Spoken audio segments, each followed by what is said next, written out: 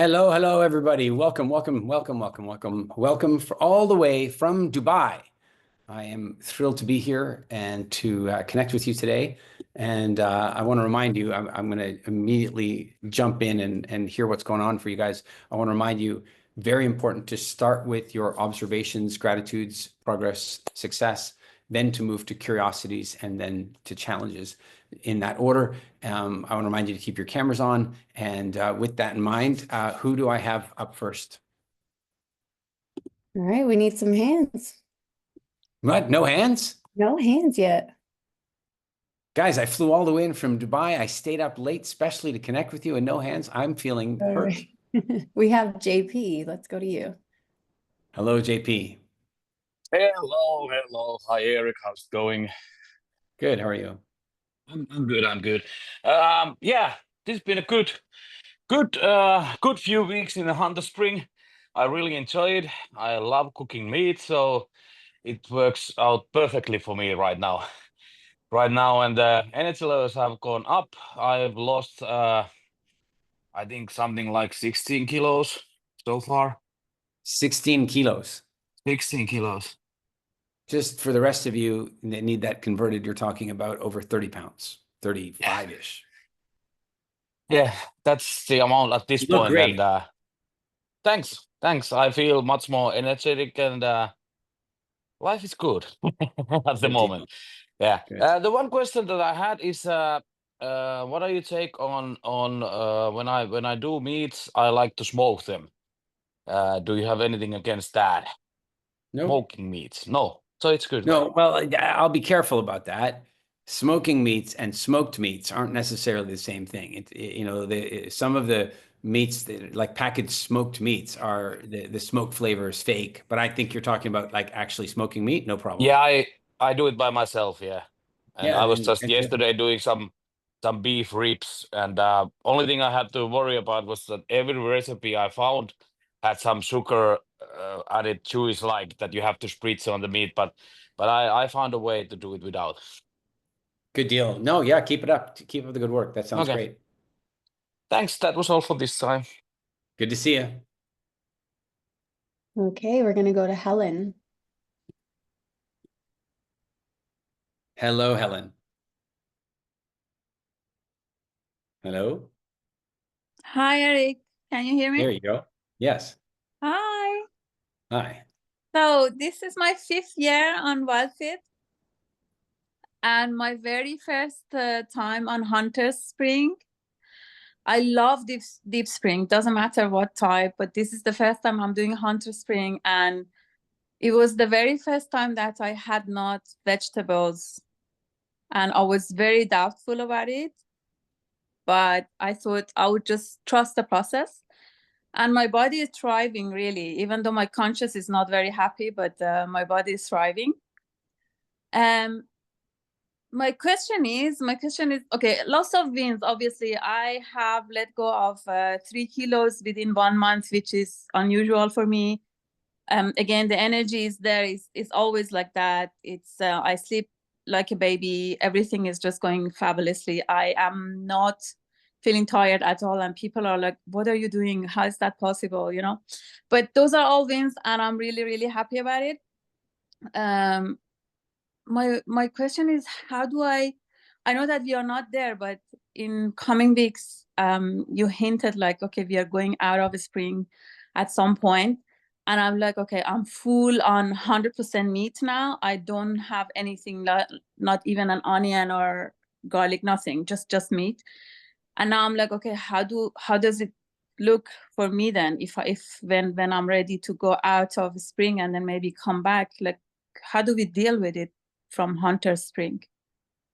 Okay, I'm going to say this, that yes, there will come a moment when we take people out of spring, and we do that because in earlier versions of the program, we didn't do that. And so when they came out of spring, they came out of their spring on their own. And we wanted to show what it was like to do it, as you know, because you've been through it before. We wanted to show them what it was like to do it with the support. I'll say this, that for anybody doing the program again, if you don't want to come out of spring in that week, you don't have to. And if you're in Hunter Spring and you want to stay in there, you totally can. You do not need to come out that week. The reason that that week is there is for people going through the program their first time, so that they can be supported when they come out of spring, and so they understand what's going on and they have the support they need. So I hope that helps. Yeah, but eventually when I want to come out of spring, what is the best method if you are on Hunter Spring? Well, I mean, it's the same as anything. It's the same as coming out of any of the springs. The best method, Okay. in my opinion, the best method is to come out very gently. One way to think about it is that summer and fall, from a wild fit seasons perspective, are really just, extensions of the same season. It's carb season. But if you think about the carbs that are available in the early part of the summer, it's like occasional summer berries. Whereas by fall, it's berries and root vegetables and honey's everywhere. So you would start off gently. And the reason is that carbs are going to accelerate. It's just the way it is. When you start eating carbs, your body starts wanting carbs. The most important thing, okay, you guys heard what I just said. The most important thing that I'm going to share with you about this is never, ever, ever leave spring without knowing when spring's going to begin again. Okay. Super, super important. Okay. I want you guys all to understand. I mean, Helen knows, she's been through this for 5 years. She knows. But I can tell you right now, you are a different human being when you are eating carbohydrates than when you're not. You're a different human being. You have different psychology. How many of you have already noticed that you have different moods this week, say, than 2 months ago? Anybody notice like a difference in your moods? Yeah, you're a different human being. Who here has had a 90% or better reduction in cravings? Anybody felt like 90% or better? There you go. That's you. But when you eat carbs again, that other version of you is going to show up again. It's just, that's how it is. You're going to switch modes. And so it's very important. Listen, guys, the political systems around the world are screwed. I think we know that. And I can sit here and criticize American electoral processes all day long and what have you, but I'm going to say something about America in a positive way. I want you guys all to hear.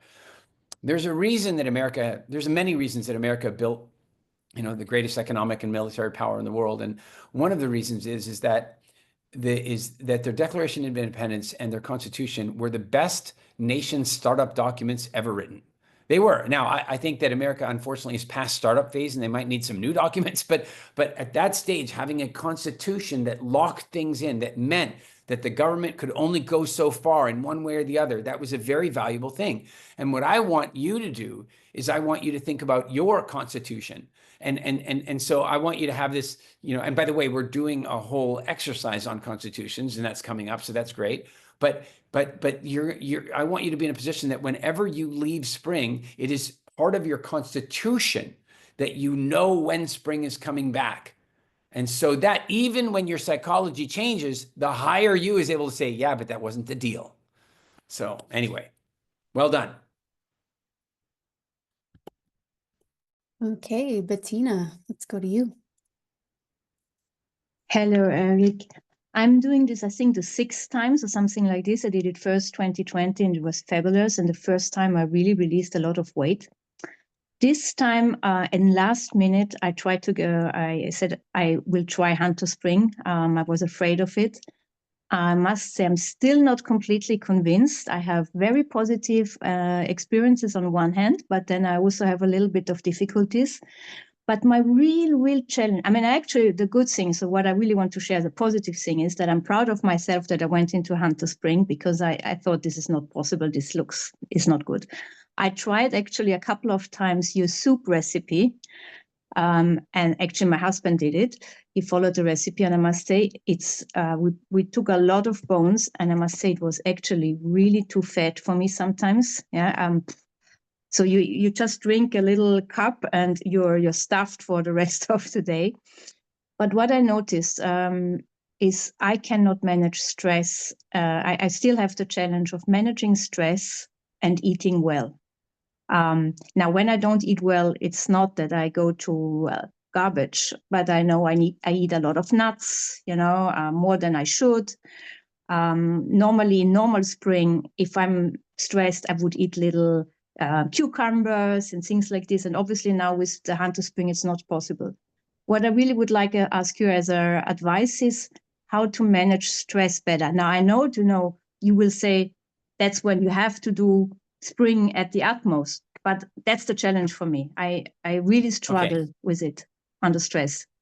Bettina, am I saying that right, Bettina? Yeah. Okay. That's fine. Have you ever watched the series Outlander? Nope. No. Shoot. I'm going to tell you a little bit about it, and there's a reason. So it's quite a good series if you're into, shows and stuff. And it's about a woman who touches a Stonehenge type rock in the 1940s, and then she suddenly finds herself in medieval England, time traveled back. And it's kind of cool. Not only do you get to see a show about that period of history, but you get to see it from the perspective of this woman who came from now. But one thing that a lot of people don't realize about that woman is that she is a World War II combat vet and then sent back into time. And I don't think a lot of people realize this about that show, but the author was genius in doing that because, frankly, no other woman from 1944 would survive medieval England. They wouldn't be able to. No man would either, for that matter. It's not a sexist statement. It's that life has become so unbelievably easy for us that we go to hotels and sometimes expect that they might have an assortment of pillows for our comfort. We have hot and cold water that runs out of magical devices in multiple locations in our house. We use toilets that take everything out of the house and we don't have to go outside. We don't worry about whether or not we're going to eat for the most part. We don't really worry about that. And we don't walk around terrified the whole time that we're going to get assaulted and robbed and beaten and stoned. And 2 generations ago, they worried about all of those things. 3 generations ago, they definitely did. And for all of human history, they worried about those things. We are the first coddled set of generations ever.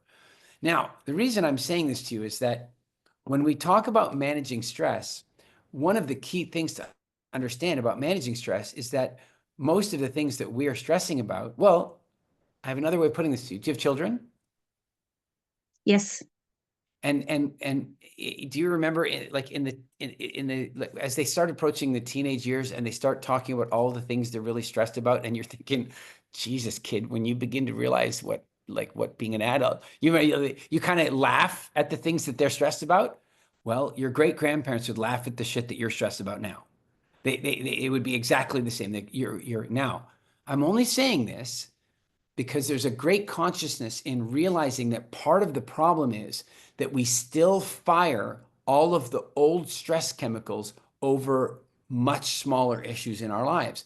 So that's a good thing to know, because it means now we can employ things like breathing exercises, spending time in nature, making sure that we have good sleep hygiene. That is, that we prepare for going to bed properly, that we wake up the right way, that we remove some of the stimulants that we have. Like, we are, for example, bombarded constantly by the press, trying to bombard us with bad news, because they know that the more stressed we are, the more we look at them, and the more we look at them, the more money they make. So when we begin to understand that really we are living in the best times in the history of ever, like if you look at what's going on in America right now, all this anger and vitriol about who's president, the average person, and listen, don't get me wrong, I'm not here, the average person's life will barely change when one president is in versus the other. It's just, that's the sad reality of it. They put so much fear and vitriol and anger and hatred into who might be at the head of the country, when if they took a fraction of that and applied it to the quality of their own life, they could improve their entire community. It's amazing to me. And so what I'm saying is, to manage that stress, the first thing is to really develop some consciousness about gratitude, about the fact that you have hot and cold running water and a temperature controlled house, and that you're safe. You're really safe, like safer than ever in history before. Then, starting with that gratitude, then move to yoga, meditation, deep breathing exercises, and rewilding your environment. Make sure, you in your house, play nature sounds with birds in them, because it tells your body that the nature is safe around you. And all of these things can help you to bring that stress down. And then lastly, and then if you have a follow-up, you can tell me, but realize that one of the reasons that we turn to food when we're stressed is that the biggest stress in human history always has been starvation. So the minute you start feeling a little stressed, then the inclination is to want to eat, just in case times are really going to be bad. And so you can either give into that, or you cannot give into that. But if you're going to give into it, then I suggest you do it with the very best things available. In the case of, say Hunter Spring, jerky and biltong and those kinds of things are you really functional ways of doing it, whereas other things are not. Yeah, in theory, I absolutely with you, and I improved a lot. Actually, you gave us a challenge to do something on the weekend or so we didn't do before. So this morning I got up at 5 a.m. to go hiking for 2 hours in a little mountain next to Vienna. I was back at 8, actually 9. The reason I say this with the stress is I did an exam 3 weeks ago, for which I actually learned more or less 3 years. I failed twice in the exam, and this was my third take. Now I have a full-time job, so I did this next to my normal job, and I became an Austrian tour guide. In Austria, it's a very, very big exam. It's very complicated. So I was really stressed in learning history, geography, history of art. And I couldn't take it in anymore. And I was thinking, okay, now I go for a walk, and I just couldn't, I just couldn't do it. I couldn't do the breathing exercise because I got even more nervous by doing the breathing exercise. Yeah. So that's why then I eat nuts. I just eat nuts or something like this. And I know it doesn't help, and I want to avoid this. But the more I'm stressed, I less go back in not doing the things I know to do. I do yoga regularly. I go swimming. I go in nature. I want you to imagine that I'm having this conversation with your great-great-great-grandmother. So 4 generations back. Okay. Now this is what she'd be saying. She goes, Eric, I just don't know what to do about my stress. I mean, one of my children fell and got a big cut on their arm, and we haven't invented stitches yet. And so I'm concerned that it's getting infected. and there's no antibiotics, so there's a pretty good chance we're going to have to cut her arm off. And incidentally, we don't have any anesthetics yet, so it's going to be really traumatic and painful when we do that. In the meantime, the crop this year, it isn't looking good. I don't know what we're going to do for food over the winter. Like, it's getting serious. If we don't get some rain soon, it's going to be the toughest winter that we've ever had. And also, you know, my husband, he had to go out to the market, and he's gone for a few days, and I don't now have enough wood to heat the place. I'm gonna have to go out and cut the wood myself, and if I don't, we're gonna freeze to death in here. That was normal 3 generations ago.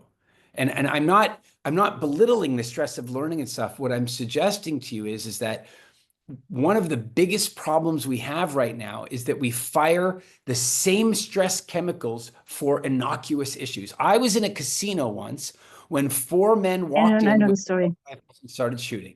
I got all the adrenaline, all of it. It was just incredible. Funny thing, I went to the airport the other day, and getting ready to come here to Dubai, and I get to the check-in counter, and they go, "Excuse me, sir, we have to let you know that there's an active situation in the airport, and you need to know about it." And I'm like, okay. And then another person comes around the corner and goes, "The situation's cleared. We no longer have to tell people anymore." And I go, "Well, I mean, you can't not tell me now what it was. Was like there an armed shooter on the presence and stuff?" She goes, No, there was water leaking out of the bathroom." You know, it's like, you know, and she goes, "You thought there was an active shooter?" And I'm like, "Well, with the way you said it, she goes, but then why didn't you freak out?" "Because I've been calibrated." You know, so when you say I just couldn't breathe, I'm saying what you really want to work on here is executive function, because what you need to do is force yourself to do the things that a not stressed person would do so that you can become less stressed. So you don't want to, the breathing is making you stressed. No, it isn't. The breathing is making you relax, which is making you stressed because you don't feel safe feeling relaxed. So you got to push it for longer. You are living in the safest, best times in the history of ever. And everything that you think you're stressed about is basically manufactured comparatively. That doesn't mean it doesn't feel real. Look, listen, I have a teenage daughter. She has a relationship. And then, you know, we might be traveling for the summer, and then her boyfriend might be moving away, and it's the end of her life. It's the end of her life. She can't function over this. Now, you and I both know that it's not the end of her life. We know that this is probably one of many boyfriends. The odds that at 17 years old she's met the one is infinitesimally small, but to her, it definitely feels like the one. Don't any of you tell her I said this. But the point being is that in the same way that we would look at her emotional experience and go, "Oh God, isn't it cute?" I'm looking at you going, "Oh God, isn't it cute? You were stressed about learning stuff. What about all the girls who can't learn anything because they can't get into school?" Right? And so you have to use your executive function to say, "I am going outside and I am going to breathe the fresh air in the sunlight, and I'm going to do deep breathing, and I'm going to do it long enough to downregulate my stress, and I'm going to force it, and it's going to feel uncomfortable." And by the way, and you know this from learning, you can cram all that information in all day long. If you don't take a rest to let it assimilate, it doesn't stay. I know. But I can proudly say I'm now a certified Austrian tour guide, and it is my little passion next to mine, and I'm very proud of myself. So if you ever come to Austria, I'm your guide. in. I've never been. I've been to 67 countries, and Austria is not yet one of them. No, you have to come. It's a beautiful country. But There's here's a a lot of question. culture. As a tour guide, will you be walking around outside and taking people to monuments and Yes. And do you find that at all stressful? No, because it's a passion. That's why I wanted to pass this exam so much, and that's why I was stressed, because it was important to me. Yeah, absolutely. And listen, I know I'm trying to diminish the stress. I'm not saying it doesn't feel very real, but the truth is it's not danger, and it feels like danger in our body. And I, you know, and so, you know, that's where you executive function. And by the way, all of you listen to me about this. If you choose the easy road, you will have the harder life. If you choose the harder road, like you did, like I'm so proud of you. You didn't pass the exam the first time. A lot of people would have given up. You didn't pass the exam the second time. A lot of people would have given up. You went for it every step of the way. So I'm not suggesting that wasn't, say, stressful, I'm suggesting that your body may have been overproducing stress chemicals relative to the level of danger you were in. And so what do you do about that? Play birdsong, deep breathing exercises. And by the way, occasionally take on some truly scary stuff to calibrate yourself. Thank you. You're welcome. Okay, we're gonna go to Stephanie. Hello, Stephanie. Hi, Eric. Good to see you. This See is you. my third time doing WildFit. I think the first Oh, time I cool. was 2017 or 2018, something like that. So it's been a while, yeah. Doing Hunter Spring this time, and it's been amazing. My guts never felt, it just feels like normal. And it's been amazing since I've, always had gut issues, so that's been really great. Also, yesterday, water just started tasting really sweet. It was weird. I dumped it out to like, maybe it's that, but it was like, yeah, the water's just very sweet. So that's very interesting. Yeah, so lots of really great wins. My question is, so you encouraged us to do, different exercises. So I found a body combat class to join, which is really fun. It's like Zumba, but it's like I've done body combat. combat. Yeah, I love it. I really like it. So I have two questions. One of them is, I used to have a herniated disc for a few years. I did Pilates all last year. It healed up. In January, my chiropractor said I don't need to come see him anymore. So it's been healed, but doing the body combat, I feel like it aggravates it a little bit. But then if I go to Pilates the next day, it's fine. So I don't know but I'm just wondering if there's, for, old injuries, is there something I can do? Maybe like, I mean, I You're think doing I it. probably have to do stretches, but maybe better like other foods, bone broth or something like that. You're doing it right now. Hunter Spring is the most inflammation reducing thing that you can do, other than potentially even doing some fasting. Fasting could also help a little bit with that, with the repair. Then, there are some other things you can take on, making sure that you're incredibly well hydrated. And then here's the big one that I would consider is resistant stretching or deep fascial work. The fascia is the well, if any of you guys if you've ever been preparing meat or preparing, say, chicken, and there's this kind of layer of almost rainbow colored, like tough tissue that's off the top of its fascia. And the way I think of fascia is it's almost like a protective shell around the muscle. And what happens as we get older, especially if we injure it a little bit, is it starts to tighten up. And it's meant to tighten up, like in my metaphor for this, it's like a little internal cast. You've hurt your shoulder and it wants to tighten up and hold your shoulder still so you can do the healing. Now, in nature, you would eventually have to reach up and grab something and climb, and it would stretch the fascia out again. But what happens for most of us is Netflix, and so we don't stretch the fascia again. And so you guys all know somebody you all know somebody who was this posture and then was this posture and this posture, and then they're like soon this posture, right? Well, they're getting smaller and smaller and more inflexible. And a big part of that is fascia. So I would recommend minimally doing deep tissue massage that can kind of work on that fascia.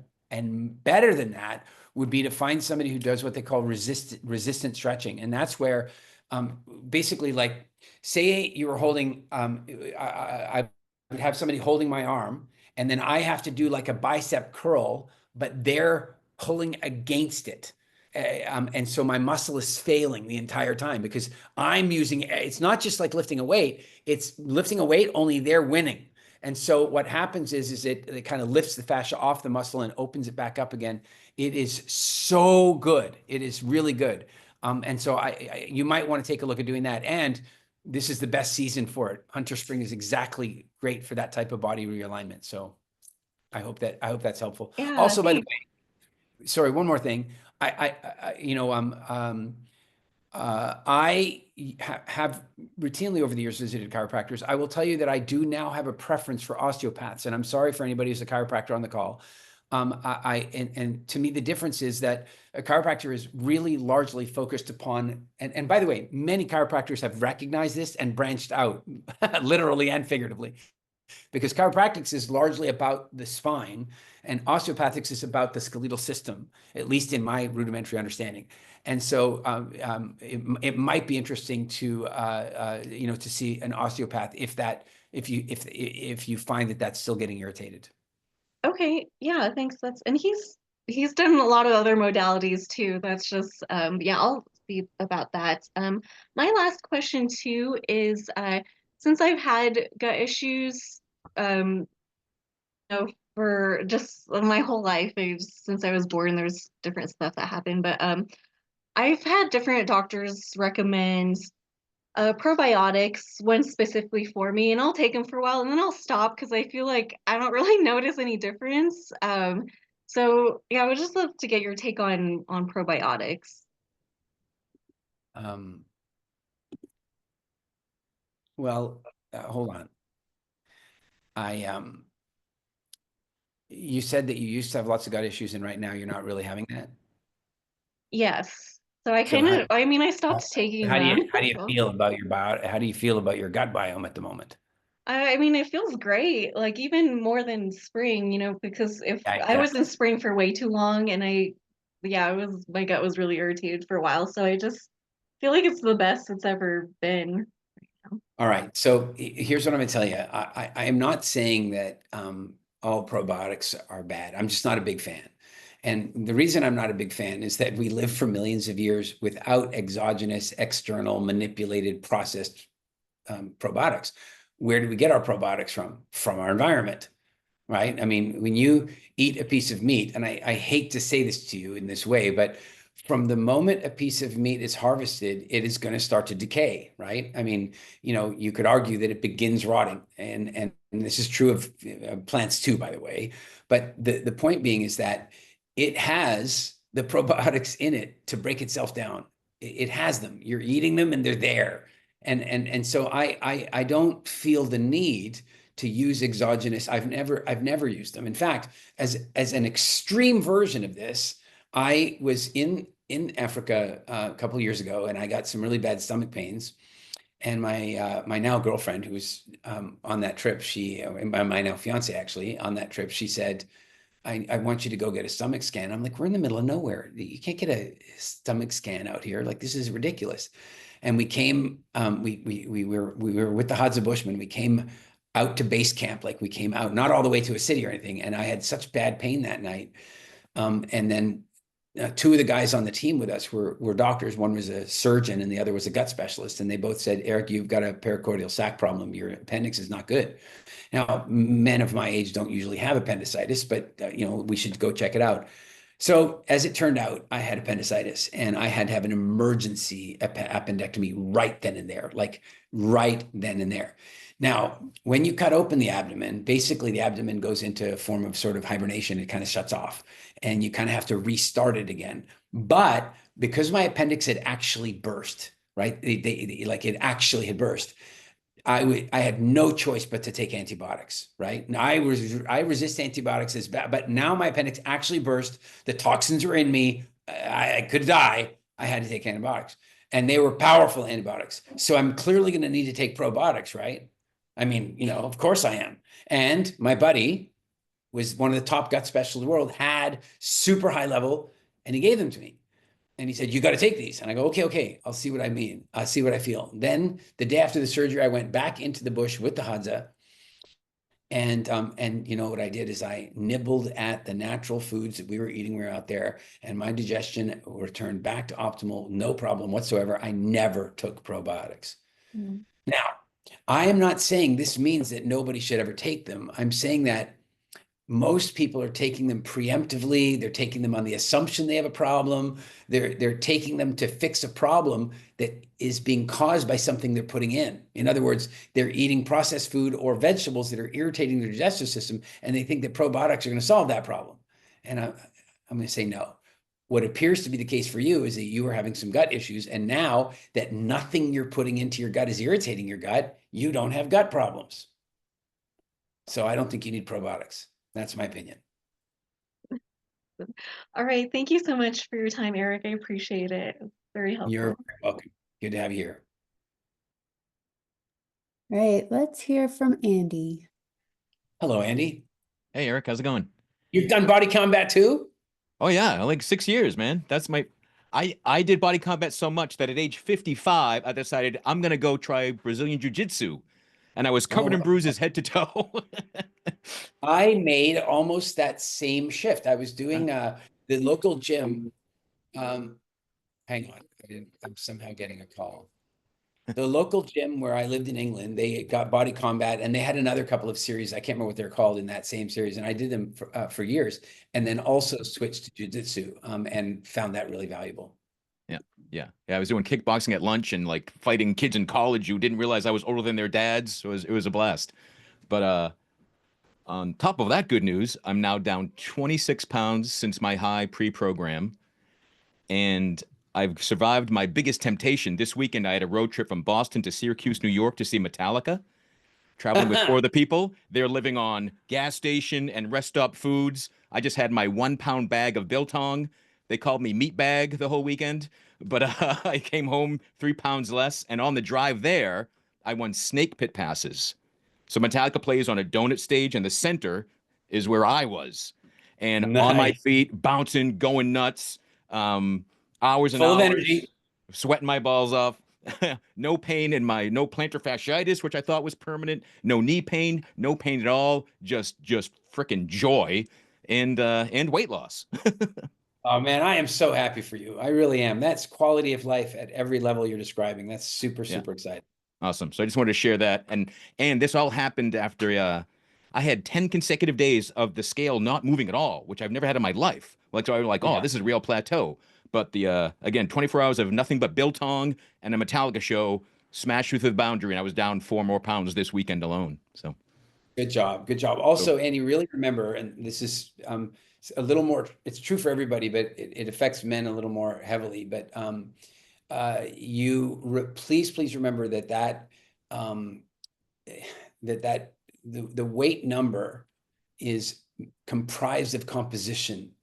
And so, if you gain a pound of muscle and you lose a pound of fat, you're going to see no change. So it's super important to keep track of that, because what you want to notice is this, where you're thinning here. It's so obvious, right? And where your belt lines are and that kind of stuff. Because sometimes the scale won't move, but you're still releasing. And it's super important to know that, because otherwise you can kind of feel a little like no progress is being made. But it sounds like you're rocking it anyway. Yeah. No, I knew the number wasn't changing, but I still knew I was, because I had been working out the whole time and everything. So all good.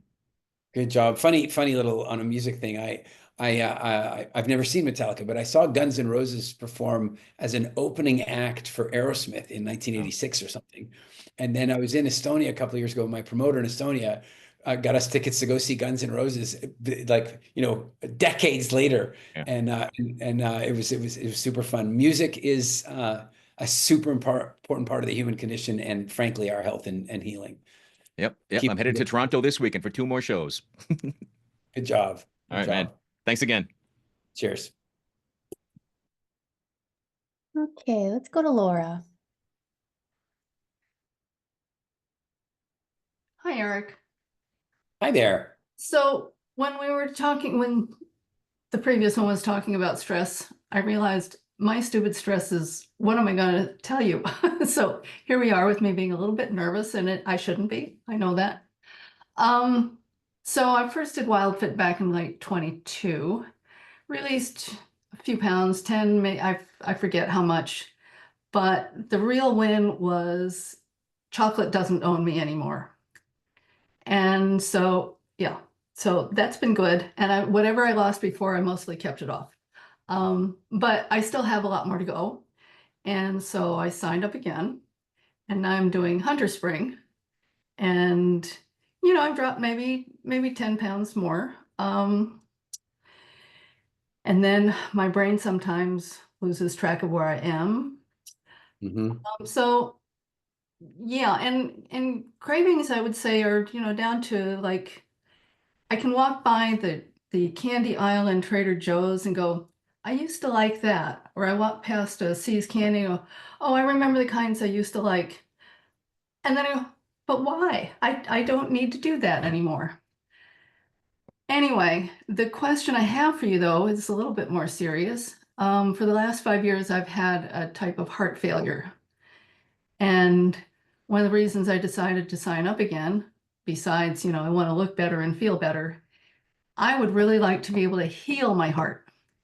Now, I know you're not a doctor, but I'm just wondering if you have any information or if anybody has reported doing this actually helps heal whatever is going wrong with the heart.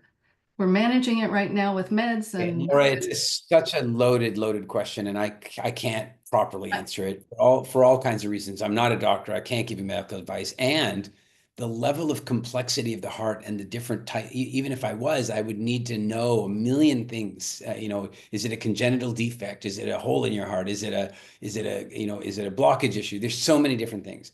That said, I'll share this with you. One of our clients, her name's Wendy, and she has the what they call the widowmaker. You know, yeah. Mm-hmm. yeah, That's not what I got. Yeah, no. But anyway, you know, yes.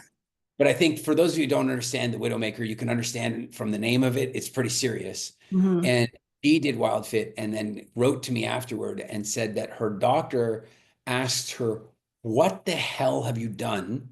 Whatever it is, it saved your life." Mm.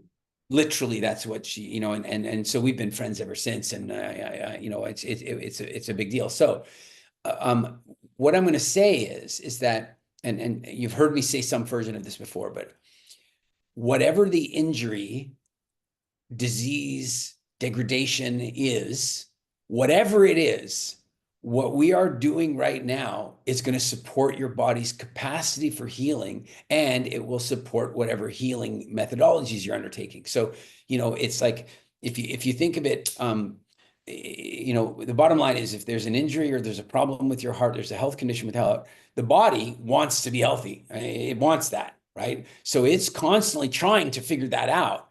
But the average person is not putting sufficient materials in for the body to perform those repairs, to do the right cleansing, to produce enough growth hormone, to do all the things, you know, to produce healthy stem cells. Even now, people go get stem cell therapy. They pay thousands of dollars to go get stem cell therapy, and then they go to McDonald's on the way home. And it doesn't work like that, Yeah. right? So whatever the injury, whatever the disease, the steps that you're taking right now are going to be, in my opinion, as supportive as possible for your healing and supporting whatever healing methodology you're undertaking. That's the best I can give you. Okay. And I sort of figured that was the answer, but I wanted to ask, what my primary doctor says is just being thinner will put less stress on my heart. So no question about it. And by the way, not just being thinner and having better blood. You see, I want you to think about when you're eating heavy, you know, lots of carbohydrate foods, right? When you're eating lots of carbohydrate foods, you have increased blood sugar. That means sugar in your blood. That means sticky blood, right? And it means it's a lot harder to move your blood around. It's like the heart's going, holy shit, this blood is sludgy. And then sometimes it sounds like that, yeah.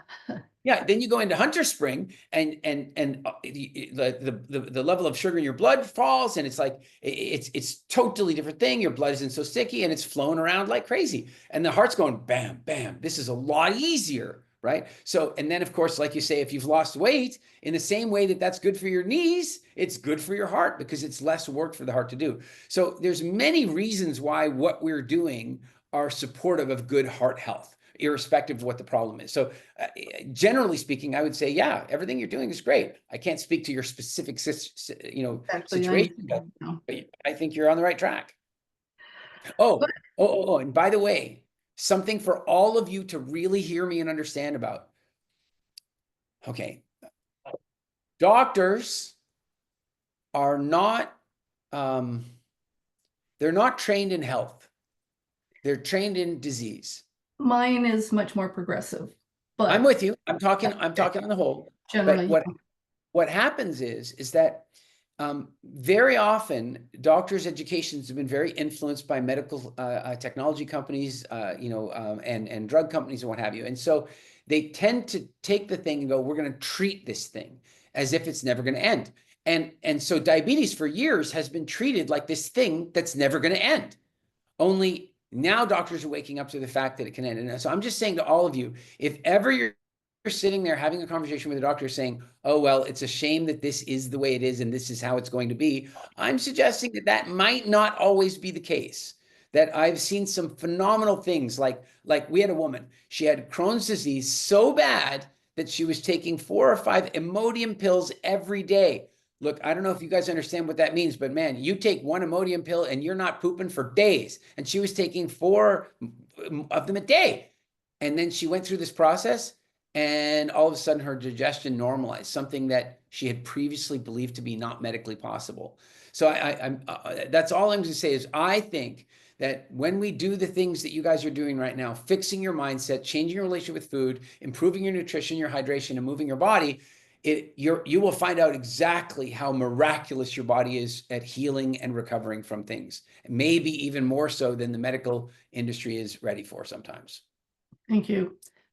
You're welcome. Hunter Spring is getting a little bit easier. It's everybody, well, a lot of people have said that, yeah, it's difficult at first, and I've had that experience before, but somewhere in the the conversation, it's like, well, just stick with it for a couple more days. And that's pretty much what it took.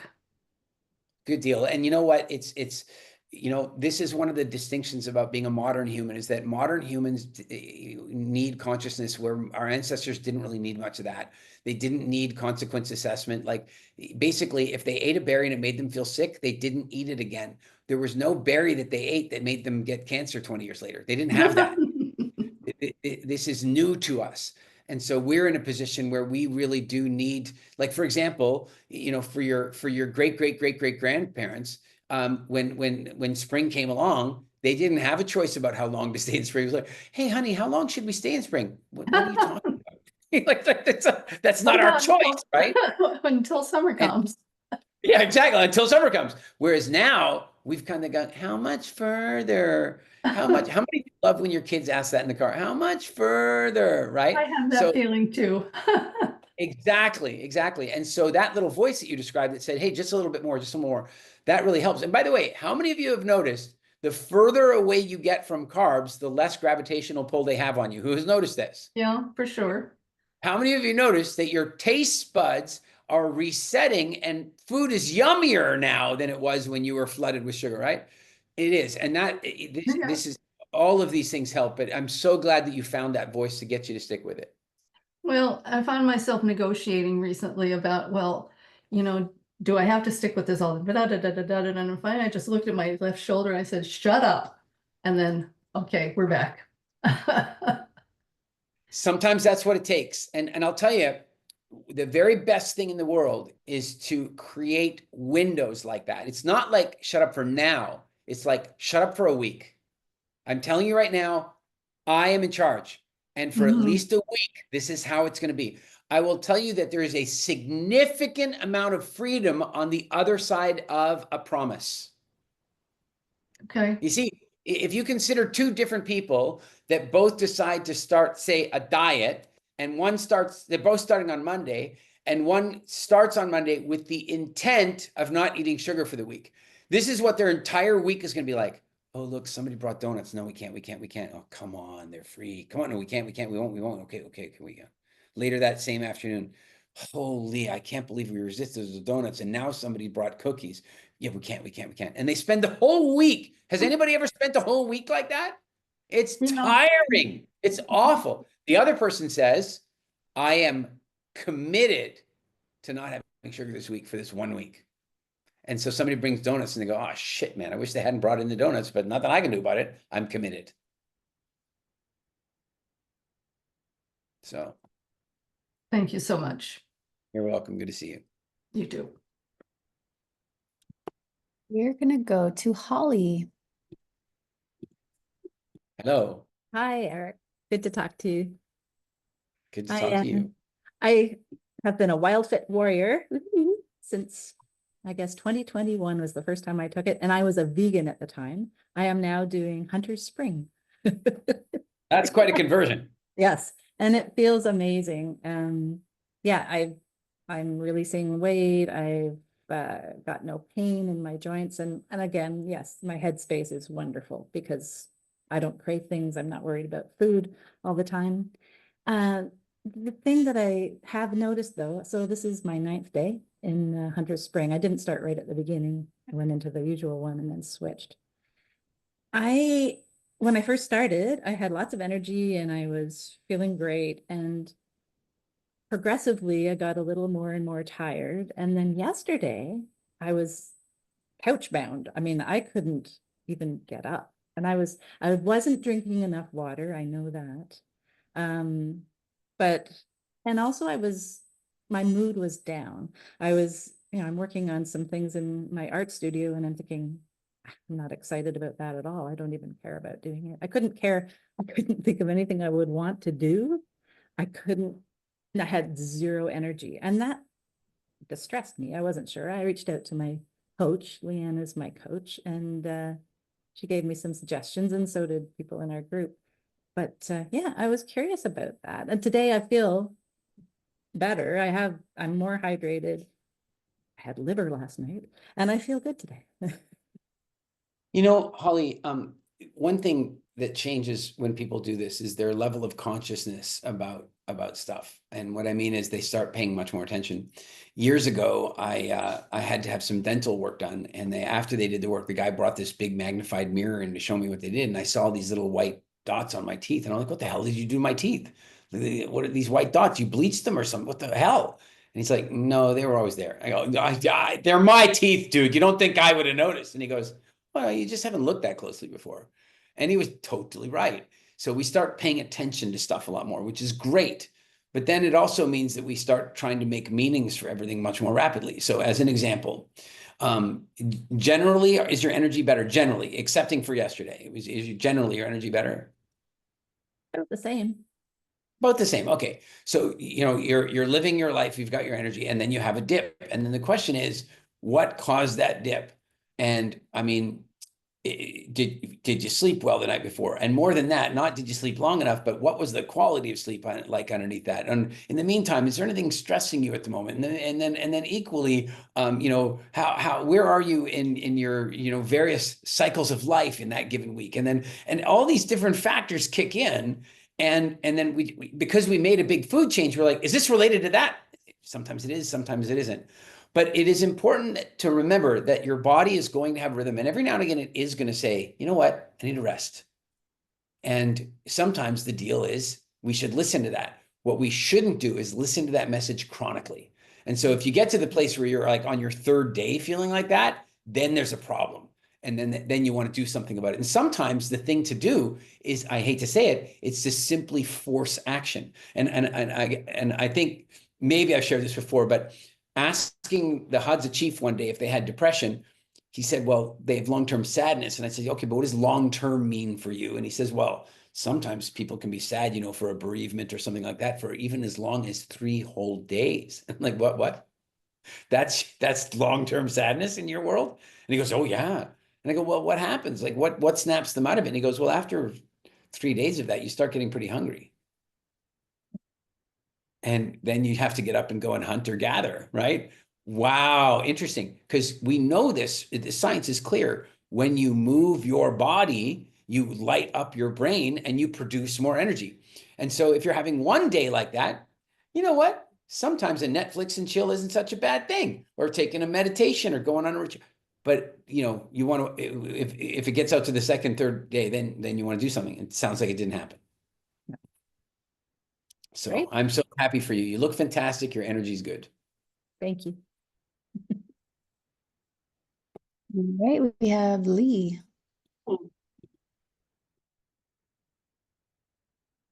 Hello, Lee.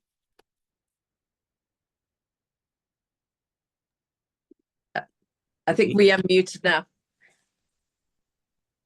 Can you hear me? I can hear you. Great. So yeah, I was going to go gather a spring. So I did try that for a few times because I have done Hunter Spring before. And yeah, I have to say there was just too much energy and effort. So I switched to Hunter Spring. I was like, life is much easier in Hunter Spring for me as well. So I switched, and yeah, I'm feeling good as I always do in Hunter Spring. So great definitely noticing the belt buckle going up the extra notch. So having to tighten there, otherwise definitely could lose the trousers, I think, on occasion. But yeah, so all good.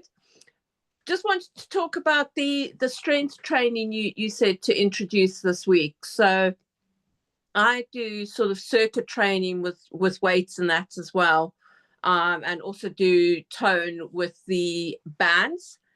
Do we also want to add real muscle strength training Yes. on top of that as well? On top of, or instead of, or in cycling and in changing. Listen, you know, one of the most significant influences on longevity is muscle density. You want muscles, and they do not have to go away. The only reason they go away is because people don't feed themselves well, or they don't use their muscles enough. And then the muscles are like, well, we don't need to be here. I'm going to share kind of an example of this from a parenting perspective, is that, you know, it's like, oh, we got to teach our children to strive for success, and, you know, that they can do it too. And I'm like, okay, fine. But what you really want to teach your children is what it's like to fail. You want to teach them what it's like to struggle and challenge, because without struggle, challenge, and failure, there is no success. Well, you want that with your muscles. If your workout does not make your muscles fail from time to time, then all you're doing is at best a maintenance workout. If you want a growth workout, you need to make them fail. If you want your children to grow, they need to experience risk and failure. It's the same thing. And so, yes, you should be definitely pushing to the point of, and, you know, one way to do that, by the way, is, you know, say you're using the bands, is you do as many reps as you can, and then you switch to a lighter band and keep going. And then you switch to a lighter band and keep going. You want that muscle to fail, because it's that muscle that night that's going to go up to Lee's brain and say, shit, we're not enough. You want your muscles to have a low-grade self-esteem problem, because then they will grow. Super. Thanks, Eric. You're welcome. Ranjit, let's go to you. Hello.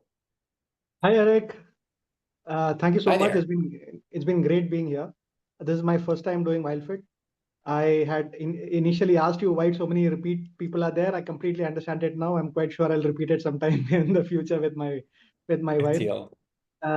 Coming to the wins, I've released about 8 kilos, which is about 10% of my body weight, and that's about 17 pounds or so. I've been able to give up caffeine, coffee, which is a big deal for me. So that was a win. And I've lost about a couple of inches in my waist. That's also been nice. The question I have is, I was monitoring my body fat and muscle, this thing. It shows me my muscle mass has gone down, and I do feel like the first 2 weeks of spring, first 2.5, 3 weeks of spring were excellent. I loved it because I was at home. I have a good butcher. I was having steak every day. Life was good. But now I'm in a place where I don't get that, so I'm living on fish and chicken most of the time, and I'm feeling a little weaker. I don't know if it's because of the change in diet or a prolonged spring, or and I do exercise every day. I do one day yoga, the other day I do strength training, but I'm feeling a little weaker as compared to what I was in the first week of spring. Any correlation with that? I am going to say that as meats go, red meat is the meat is the crown jewel of the meat world. You know, I don't have access to it here, so that's that's the only that may be. So, you know, what you might want to do is you might want to go and get some blood tests done, and what you might find, may find that you're running a little low on iron at the moment. If you don't have access to red meat at the moment. But also, I wouldn't make too much of a meaning out of 1 week compared to another week. It's much like the conversation I just had earlier. Like, you know, sometimes your body just says, hey, this is not the week for that. You know, the moon is not in the right part of the sky for that energy this week. You know, it does change a little here or there. If you're feeling a little off your peak energy in a given week, I wouldn't worry too much. That said, if you could find you know, if you could get yourself access to some red meat, I would recommend doing that. And then if you find, like, generally that it's lasting, then, you know, maybe go get a series of blood tests and see what's going on in there. I mean, I'm assuming that you are. I'm assuming that you're graying enough that it says to me that you're at that age where it's a I'm close good to idea. 50. I'm about to reach 50. Well, there you go. There you go. So you're definitely, and by the way, you're looking great for approaching 50, like, you know, and that's fabulous. And it's a great time to be looking at your hormone levels, you know, just go get a battery of blood tests. I did it recently and it really changed my perspective on some things. And also, by the way, what it helps with is it helps you not buy treatments and supplements and shit out of fear because you know the truth. Like I've got a bunch of my friends that are doing all this like testosterone replacement therapy, and they're like, Eric, man, you got to go get your TRT and blah blah blah. And funny enough, I've never really worried about that, but then I went and got this blood thing done, and it turned out my testosterone numbers were like in the top 1% of men for my age group. Whereas many of my friends are going out and getting that, you know, treatments and stuff without testing first, or taking supplements without. So if you're really worried about it, go get some blood tests and see how things are going. But you look great, you sound great. 1 week of being a little off your game is probably circumstantial, and maybe you need a steak. Thank you so much. And to all those You're people welcome. speaking about birdsong, there's a bunch of peacocks outside my house which is making us a horrible noise. They look good, Yeah, they that's sound not horrible. that's not the most stress reducing bird song, peacocks. Thank you so much. Great to see you. How's your time? Do you have time for one more? I can do one more brief one. Okay, let's go to Joanne. Kirsty's driving from the airport like right now, so I got to run downstairs for her. Go ahead. Okay. Hey, Eric. First off, congratulations on your engagement. It's good to be speaking with you again. Nice I to just see want to you. make sure, can you hear me? Yep. Okay, so I'm just going to start off with my wins. I'll let you know I've been on Hunter Spring for the last 3 weeks, and it has been a really amazing journey. I've lost 1.5 inches off my waist. I have, ironically, really noticed less grays. I did a hair color, and then like every week I'm checking, I'm like, where are my grays? They're not coming in yet. What happened? Like, why are my grays not coming in? So that was super, super noticeable to me, you know, notwithstanding the steady energy, the mental clarity, washboard abs. I don't think my stomach has been as flat as it's been since I was in college. So amazing, amazing wins. All right. That said, I'm really struggling, and I'm asking a question, but I'm also asking for reassurance about switching into traditional spring. And I have a couple of reasons for that. One of them, primarily, and TMI for the rest of the team, I'm so sorry, is the topic around regularity. I have been struggling with trying to become regular my whole life. I've been working with a nutritionist. And at this point, in this last 3 weeks, I can tell you I maybe had 2 or 3 bowel movements. And to me, it seems really Wait. extreme. So You're in Hunter Spring? I'm in Hunter Spring. Okay. You listen. 7 days. I don't know how to put this to you, but it's like if you eat this much broccoli, you're going to produce this much poop. Like it's mostly going to have to come out of you. When you eat this much steak, you use almost all of it, and there's nothing to come out. It is an absolute, like you just simply don't produce much poop in Hunter Spring. You just don't. It's not constipation. You just don't. There's nothing. You're using 99% of what you're eating. And so it's not like if you want So that's regularity, normal, going 7 days without. absolutely normal. And by the way, are you like, here's the thing. We get this thing about measuring frequency or what have you, but are you feeling constipated, or are you just feeling like, well, I should be pooping? Which one Well, are I will say that closer to day 4 or 5, I'm feeling, but I'm not going. Right. And it's like if a you mental do, game. okay, if you do feel a little like that, there's a couple things. Make sure you're drinking enough water, and maybe increase your fat intake a little, because that'll actually move things along. But honestly, on Hunter Spring, you're just not full of shit. I don't know what to tell you. There's just not a lot of waste. Okay, well, so that was one question that I had. The second reason why I'm thinking maybe traditional spring is better was because I did get to, I was a student in the August intake. And by January, I had gotten to my optimal weight, my optimal shape, all of that, in terms of body composition, everything was on the improvement side. So I use a SMART scale, and I'm doing it from a trending from January to April. And what I'm noticing now is that my muscle mass has gone down, my bone density has gone down, but my fat percentage has gone up. Okay. And so I'm Jenna, just wondering if maybe I'm there's a gonna- nutritional profile that I meant to say this for the person I was speaking to. I can't think of his name now, that I was just talking to a minute ago. I meant to say the same thing. These smart scales are not that smart. Okay. They're just not. I mean, they really aren't. Like, you can take your measurements at 9 o'clock in the morning and then again at 9 o'clock at night, and it'll give you completely different measurements. They are not that good.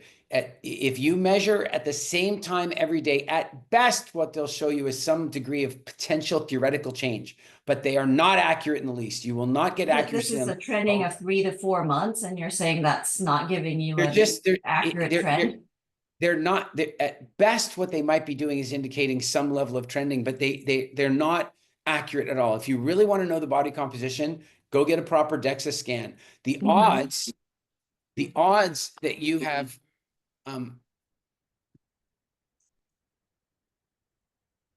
okay, sorry, I have to go down, but I was just gonna say the odds of you having a increase in fat and a reduction in muscle and a reduction in bone density with what we've done are infinitesimally small. The likelihood of that is ridiculous.